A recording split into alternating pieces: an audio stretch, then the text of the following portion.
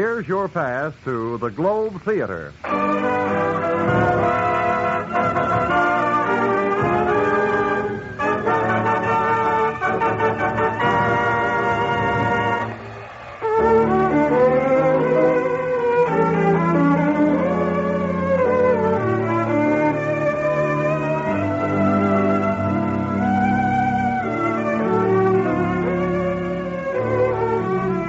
This is the Globe Theater, the radio playhouse especially for men and women of the armed forces of the United Nations. Just as the Globe Theater has meant the best in entertainment since the days of Shakespeare, today it means the best in radio drama for servicemen and women all over the globe. Here to tell you about tonight's play is your host at the Globe Theater, Herbert Marshall.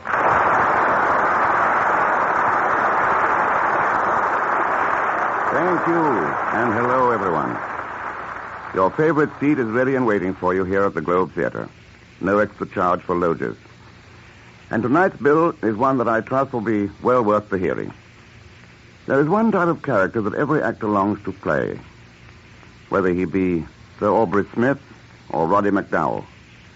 That is the role of the quick-witted, romantic adventurer who moves through Monte Cristo-esque experiences, confronted with innumerable dangers, but usually confounding his adversaries by sharp thinking and subtle humor. Always, of course, there is a lovely girl who makes the confounding all the more worthwhile. As I say, such is the part that every actor longs to play. Now, there are decided advantages about being your host here at the Globe Theater, for that means that I'm also the casting director. And when a fat, juicy part of the title I've just described turns up, whom do you suppose was chosen to portray it? Well, not Sir Aubrey Smith or Roddy McDowell. I need only add that the title of this play is The Man Called X. What happens is of an exciting nature, I think you'll agree. So, let's up the curtain and let the play begin.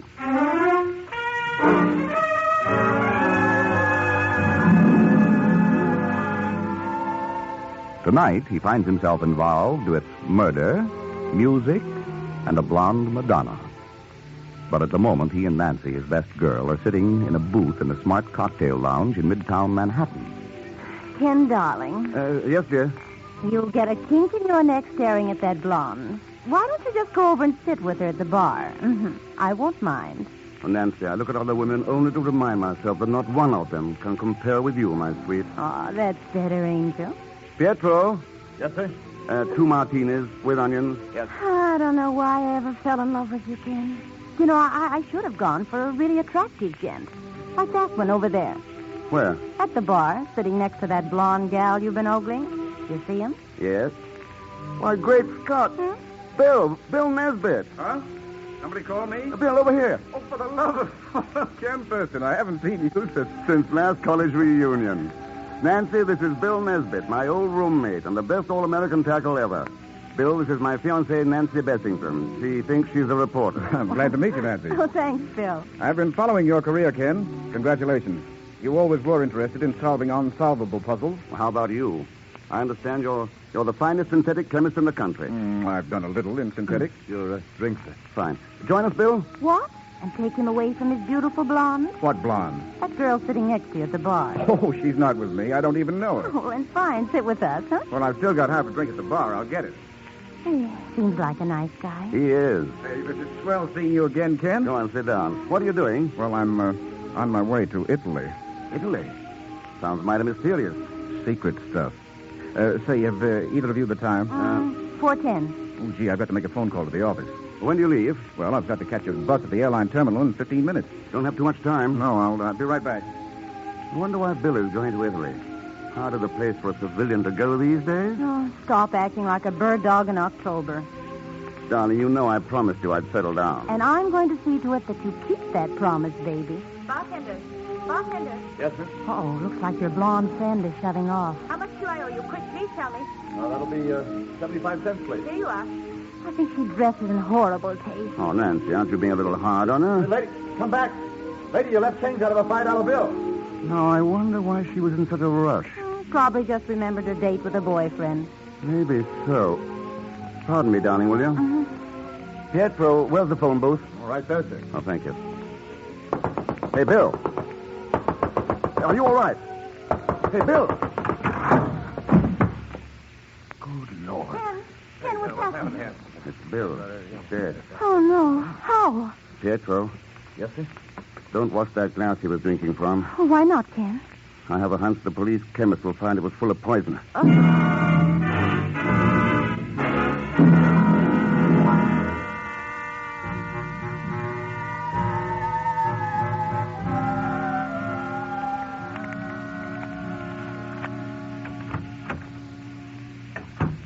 Oh, it's good to get back in my own apartment. You know, I'm not as used to looking at corpses as you are, and I feel a little sick. I know. I don't feel particularly chipper myself. Oh, poor Bill. He would have won the Nobel Prize for chemistry one of these days. Ken, who could have done such a thing? I don't know. What's that you're looking at? Something I found in Bill's pocket. Oh, but Ken, the police should have that. They will after I've read it. Ah, Well, what does it say? there's just a name and address on it. Look. Luigi Antonelli, Umbrati, Italy. Umbrati. Never even heard of it. Must be just a tiny village. Wonder who Antonelli is. You can bet whoever Antonelli is, he's mixed up in this affair somehow. I wonder in what way. So do I. And I intend to find out. Oh, no, Ken, no, not Italy. Why poke your nose into this? Because I don't like old friends of mine being poisoned. I'm funny that way.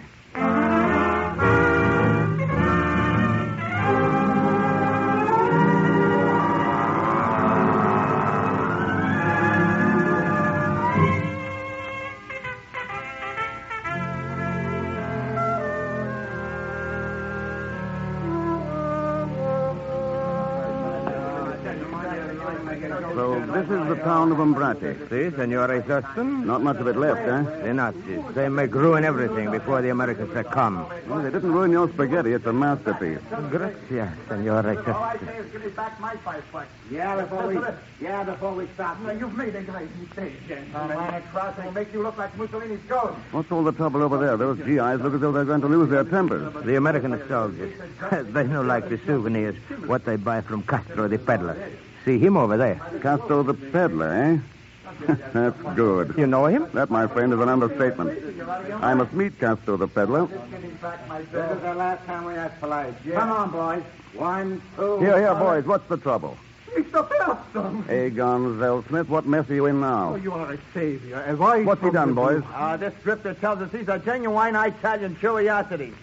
Look what mine says on the bottom. Made in Newark, USA. Egon, give the gentlemen back their money. Oh, but, Mr. If you Thurston- don't, they'll tear you limb from limb, and I'll sit and applaud. Mr. Thurston, you are a sadist. Here you are, fellows, $20. That's better. I'm shocked, Egon. You, a common peddler. There's more to this than meets the eye, though, isn't there? No, I'm just a poor peddler that peddles. Yes.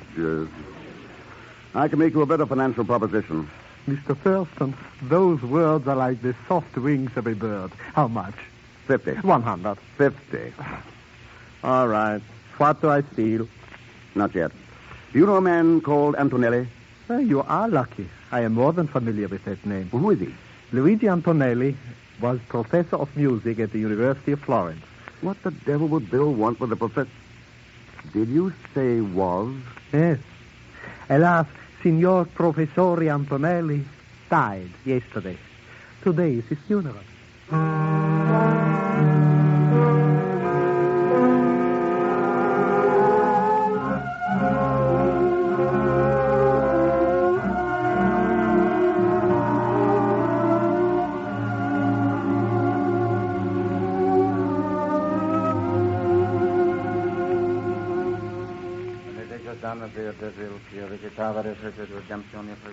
Stand back, Egon. Here, behind this tombstone. I dislike graveyards intensely. But this funeral fascinates me. Why are there only those two mourners? Alas, Signor Antonelli had but few friends. Who are those two women? His sister and her daughter. They've just arrived from Rome recently. Oh, so they just came down from Rome, did they? Yes? Well, a few days ago, I saw that girl sitting at a bar in New York. Impossible. She just came Egon, down. it grieves me to tell you this, but you are lying. Mr. Thurston, if you did not pay me so well, I would be hurt to the quick. How well do you really know these two women? Tell me the truth. I have never spoken to them. For $50 more, would you tell me the real truth? In that case. I thought so. But cash? In a cemetery? Well, the dead will not object to a small financial transaction. Cash, please. Oh, all right, here you are. Good. Now, the truth is this. I pretend to be a peddler. Those charming ladies pay me to stay in this town so I can notify them should anyone try to get near their house. Why are they so eager to keep people away from that house? Who knows? Perhaps, I merely say, perhaps, Signor Antonelli is not in that coffin at all.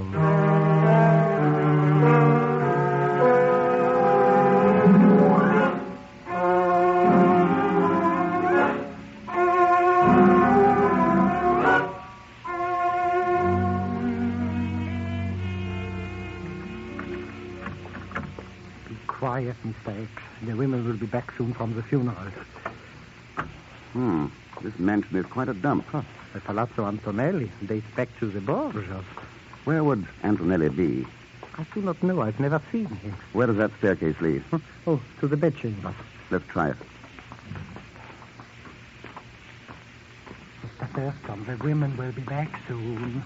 Courage, Agar. The staircase was built too steep. Listen. Behind that door. Door's locked. Signor Antonelli, can you hear me? It gives me goosebumps to listen to that. Sounds out of his mind. But why is he being kept a prisoner? I will give you 50. If you were to offer me $1 million, I could not tell you.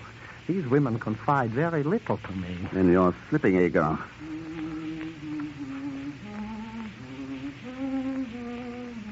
Signor Antonelli, I am an American.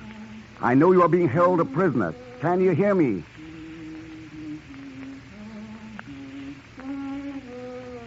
This is like a lunatic asylum. Let us get out of here. Yes, the ladies will be back soon anyway. I don't want to meet them this way. Mr. Thurston, what does this Signor Antonelli mean to you? I haven't the faintest idea yet. Maybe I'll know more after a formal call I intend to pay this afternoon.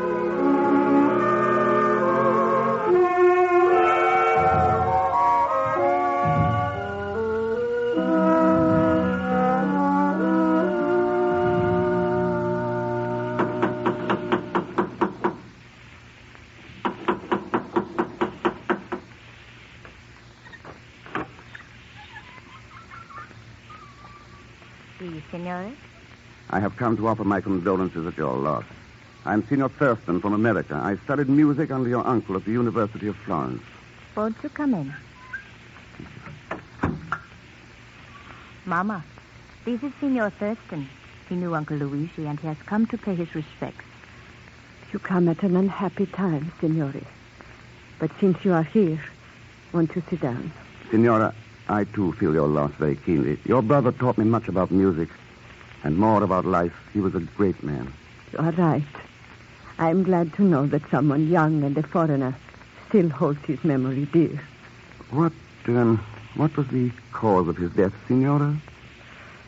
While my daughter and I were at Rome, the Nazis occupied this village. They knew how my brother felt toward them. Don't cry, Mama. The past is over. I came here to Umbrati hoping to talk over old times with him. I was shocked to hear. You are very kind, Signor. Not at all. We are being ungracious, Tina. I will get some wine for Signor Thurston. Yes, Mama. The Nazi swine in their retreat from you wonderful Americani at least forgot to loot our wine cellars. I believe he will enjoy our wine. It is the finest in these parts. You will excuse me. Certainly. Strange. Why do you look at me like that? I came to find death, and I found beauty.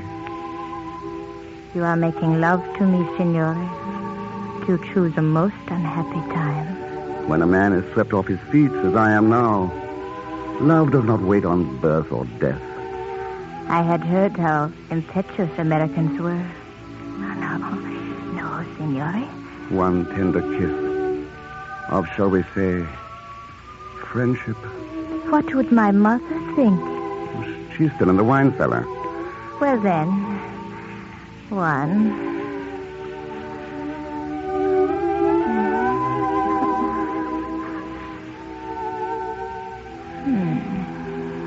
Your name?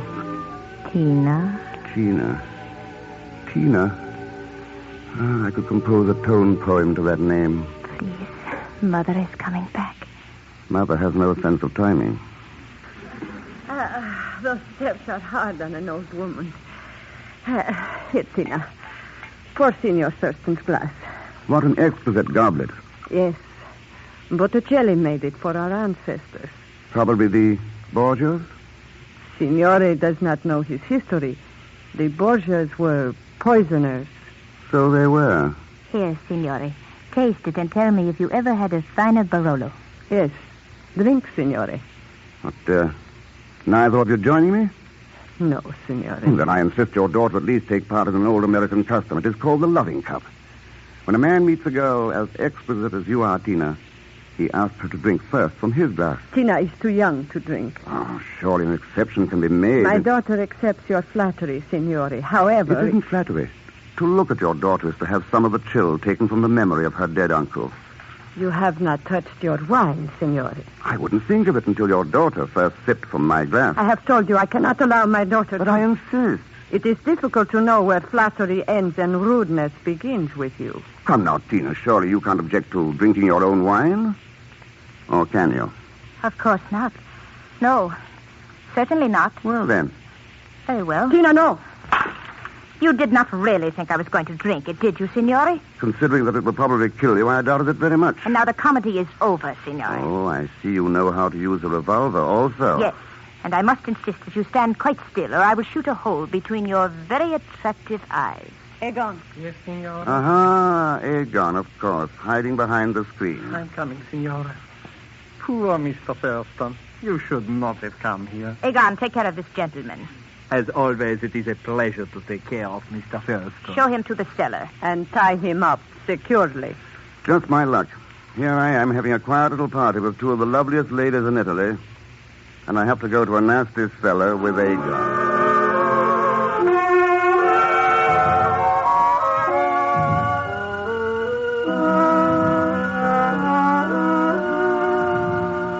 Egon, don't you think that gun is superfluous? With you, I take no chances. Where is your shame? Taking my money and then telling those women who I am.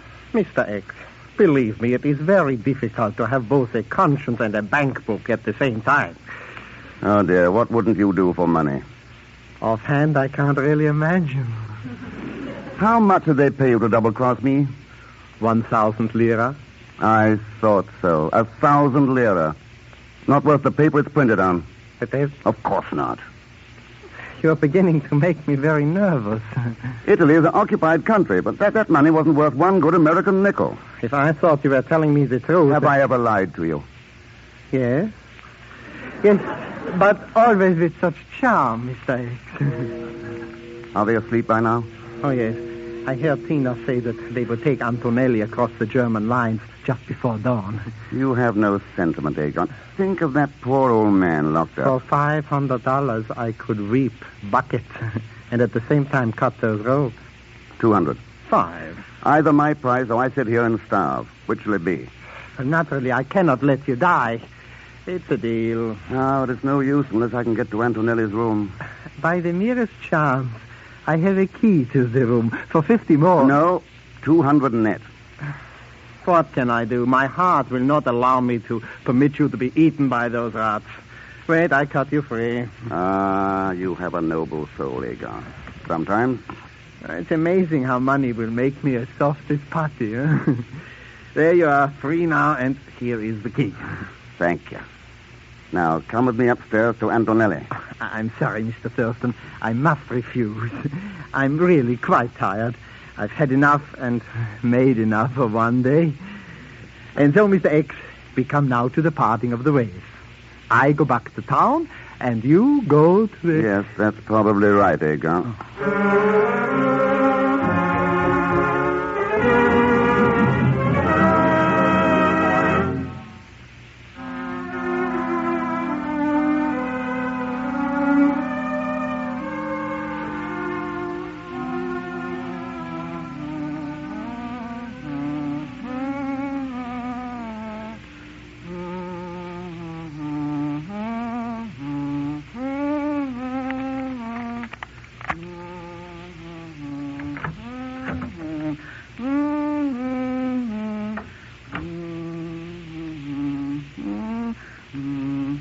Antonelli. Signor Antonelli. Who are you? I don't know you. Go away. I don't know you. Please try to understand what I'm saying. It's very important. I've come to take you away. Away from those women. I don't know you. I don't. Yes, I know all that. How can I make you understand? I'll take you to a hospital. I'll take care of you. You'll be well again. Oh, stop humming and listen to me. I do not know you. I do not know you. I do not. My name is Ken Thurston. Go away. You want to hurt me like the women hurt me. No. I'm a friend of Bill Nesbitt. And a friend of yours. Now, I believe you. Great Scott. But I had to make sure. Thank heaven you've come. You mean you've been? It was the only way to keep those women from finding anything out. So you pretended to be out of your mind? Yes, I fooled them completely. Now, how is my friend, Bill Nesbitt? He's dead. Dead? Yes, murdered. Poisoned by your niece, Tina. She is not my niece. She and the other one are agents of the Gestapo. I thought so. But why did they kill Nesbitt? He wanted me to sell to his company my brother's formula. Your brother? Yes, before the war, my brother was one of the great chemists of Europe. Oh, so that was it. What happened to your brother? He was killed by the Nazis. You say he had a formula that Bill Nesbitt wanted? Yes, for a new type of synthetic. What synthetic? Well, I really don't know. I'm a musician. I know nothing of science. But my brother handed the formula to me to keep for the day when Italy would be free. Did the women get the formula from you? No. They tried to get it. Day after day. Day after day. But I fooled them. Good work, Signor Antonelli. Have you got it with you? Yes. Where is it? In this room. So you hid it. Where? Oh, no, good heavens, Signor Antonelli. This is no time to... That's it. That's the formula. I don't understand. What do you mean? When a musician plays the tune in the key of E, using B flat as the code for the letter A. I see. A musical code. Exactly. Played and varied 5 times. Only I know the variations. When it's decoded, the entire formula is spelled out. And you've kept it in your mind all this time? Yes, I assure you it has been nerve-wracking to hum that same tune over and over, but I had to do it so I wouldn't forget. Not quite so fast there, Mr. X. Good evening, ladies. Or shall I say good morning? This is no time for your cheap American wit, Senor Thurston. My daughter is a very good shot. I would advise you to stand quite still. What are you going to do with me? It's all right, Antonelli. We are taking you to Berlin. They will beat me in Berlin. Don't beat me again. Shut up, you fool. So you're taking him to Germany? Yes. We have doctors there who can make that idiotic mind of his spill out its secrets. Keep still, you dithering lunatic. Let him alone, Mother. He is I harmless. cannot stand that humming over and over again. If he does not stop humming, I'll gag him. Don't hurt me. I'm just an old man who hates the fascism. Take your hands off of me! Smart work, Antonelli. Hold up. No, you don't, you little witch. Let me go. Get the gun, Antonelli. I have it, Mr. X. Fine. Don't move, ladies. Shall I shoot them? Both of them? What is this? I don't understand. It's very simple. Signor Antonelli is not the fool you presumed him to be. He is not insane. No, Signor. It is you and your daughter and people like you who are the insane ones. But now I think I shall do with you what they do with all mad dogs. Mother, I am afraid. Do not let him kill us, Senor Thurston. It will be a pleasure to destroy you both. No, Signor Antonelli. Let's not use their tactics. There will be judges for them. Judges made up of your own people. Hold up your hands, lady. You've caught them, Mr. X. I'm afraid your heroics have come a little late, huh? Is there anything I can do? I'm afraid not. Go to sleep now. Did you find out why they wanted this old man? Naturally. Why? Signor Antonelli had a formula. Tell me, Mr. X, what was it, huh? If the first note stood for chlorine, and the next 3 notes stood for oxygen, carbon, and nitrogen... Yes. What would it all mean? Wouldn't you like to know?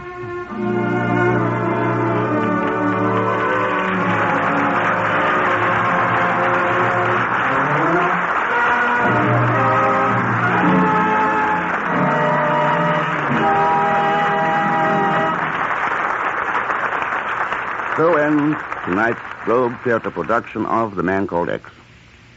I know you'll join me in thanking Bernie Schoenfeld for his excellent script, Felix Mills for composing and conducting the score, and Bill Robeson, who presided in the control room. By the way, the role of Aegon was played by Hans Conried as a farewell gesture to an active life in radio theaters and as a prelude to an even more active life in theaters of a different nature. Mr. Conried, I might add, relinquished the finest head of hair in the Western Hemisphere to become Private Conried, his Army serial number escaping me for the moment. Watch out for him. If his performance as Aegon is any indication, he'll be a slippery man to deal with on the evening of payday. By the way, it really was fun to play the role of Ken Thurston for you, and I trust you enjoyed the adventures of A Man Called X. As for the next performance from the Globe, you'll hear Walter Abel, Louise Alberton, Ralph Bellamy, and David Bruce in a neat little thriller called Phantom Lady. Here's a short preview.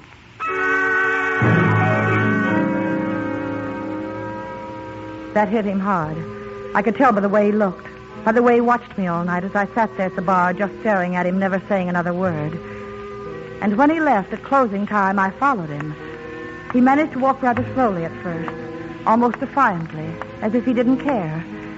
And then he went a little faster, and faster, and faster until he was almost running. And then suddenly he stopped and turned. What do you want? Why do you keep on following me? You have something to tell me. You're wasting your time. You know what's going to happen to him. You can prevent it. Get it off your conscience. Don't ask me. Go ask the guy that give it to me. Gave you what? Nothing. It was money, wasn't it? Somebody gave you a bribe. I ain't talking, I tell you, and I ain't staying around here either. I'm going to get so far away from here. Look out!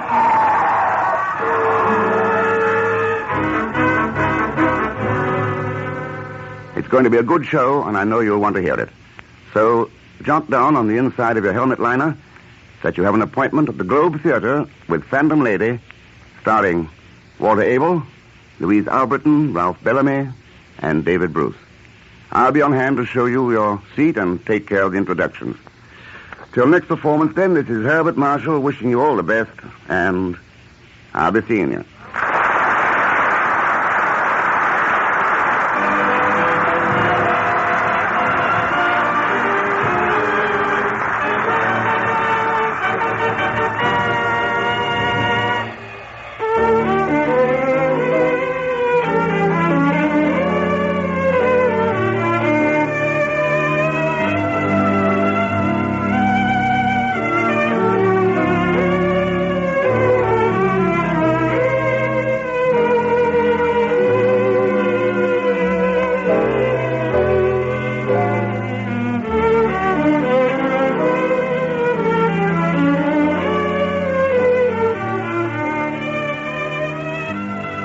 You have been listening to the Globe Theater with Herbert Marshall as host and master of ceremonies. The Globe Theater is presented for servicemen and women of the Allied Armed Forces all over the globe. Listen for our next Globe Theater production soon.